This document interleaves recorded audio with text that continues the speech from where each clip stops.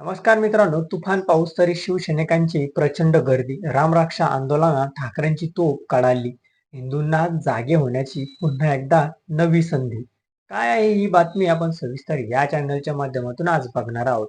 चला तर मग मी सचिन नाईक आणि तुम्ही बघत आहात आपली राजनीती चॅनल. पक्षामध्ये फूट पडल्यानंतर आता माजी मुख्यमंत्री उद्धव ठाकरे पुन्हा एकदा राज्य पिंजून काढत आहेत.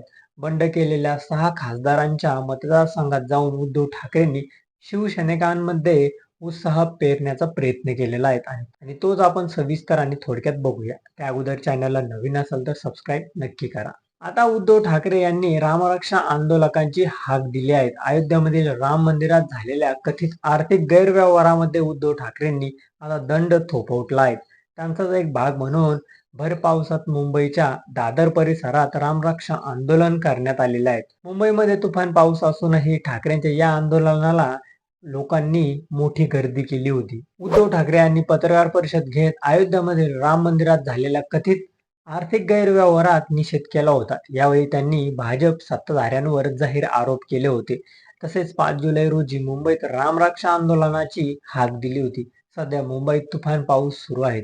मुंबईत उपनगरांना रेड अलर्ट देण्यात आलेला आहे. गरज असेल तरच घराबाहेर पडा असे आवाहन करण्यात आलेले आहे. परंतु भर पावसात ठाकरेंनी आंदोलकाची हाक दिली होती. विशेष म्हणजे भर पावसात या आंदोलनाला उद्धव ठाकरे, आमदार आदित्य ठाकरे, नेते सुभाष देसाई, माजी महापौर किशोरी पेडणेकर, खासदार अरविंद सावंत तसेच इतर नेते उपस्थितीत होते. लोक रेनकोट, छत्र्या घेऊन लोक आंदोलनाच्या ठिकाणी जमा झाले होते. ठाकरे गटाच्या कार्यकर्त्यांच्या डोक्यावर भगव्या टोप्या होत्या. तसेच गळ्यात भगव्या रंगाचे गमच्छे घालून आंदोलनाच्या ठिकाणी अनेकांनी गर्दी केली होती. भर पावसात सुरू असलेल्या या आंदोलनात अगोदर रामरक्षा आरती झाली. त्यानंतर उद्धव ठाकरेंनी भाषण सुरू करून समस्त हिंदूंनी जागे राहावे, तुम्ही गाफील राहावं यासाठी प्रयत्न केला जातोय असं आवाहन केलं होतं. तसंच अयोध्येतील राम मंदिरात ज्यांनी गैरव्यवहार केला त्यांना शिक्षा झाली पाहिजे अशी मागणीही त्यांनी यावेळी केली. या आंदोलनात खुद उद्धव ठाकरे हे देखील चिंब पावसात उभे होते. त्यांचे कपडे पावसाच्या पाण्याने भिजले होते. तरीही त्यांनी आंदोलनात